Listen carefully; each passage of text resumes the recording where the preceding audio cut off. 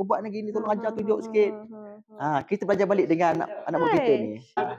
Okey korang, ni Syahidah. Okey. Jadi pengalaman saya tu yang buruk tu tolong jangan ikut. Jangan ikut korang. Yang busuk hati, buruk, apa bodoh semua tu jangan ikut. Jangan ikut. Sharing lah apa je ada yang ilmu yang korang ada tu, share je lah. Tapi ada benda yang saya sebut sikit, cik. Bukan dia. Jangan riak lebih 2 tahun tau. Jangan riak. Kalau boleh jangan riak langsung. Jangan riak langsung. Saya panggil saya panggil apa tau? Okey. Saya panggil itu karakter lama. Sikap saya terperangkap dalam akaun lama.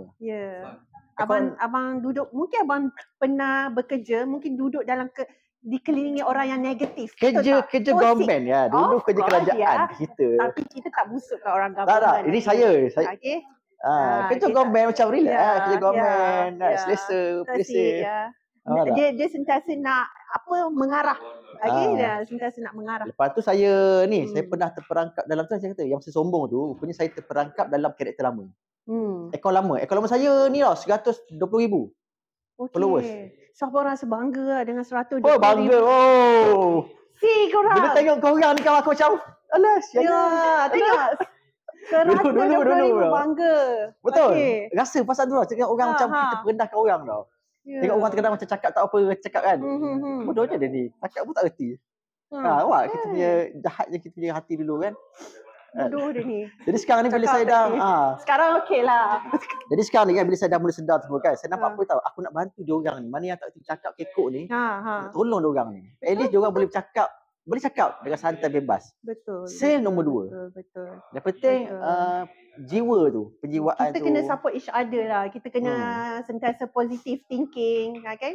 Kita tak boleh ada hasad dengki, tak boleh dengki sama sendiri. Kita teruskan. Teruskan. Hazruf nak cakap, silakan. Karakter ni bang. Karakter kita bila di hadapan media sosial ni, saya nak tanya pendapat abang lah.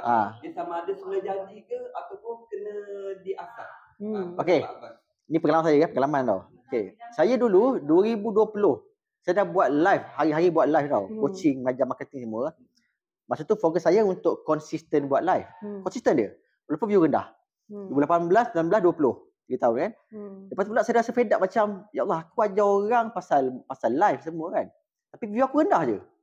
Tak naik. Dan saya doa apa tahu? Ya Allah, tahun depan aku nak viral. Simple doa tu. Lepas tu datanglah satu kejadian member tikam belakang. Member rapat ni tikam belakang tau.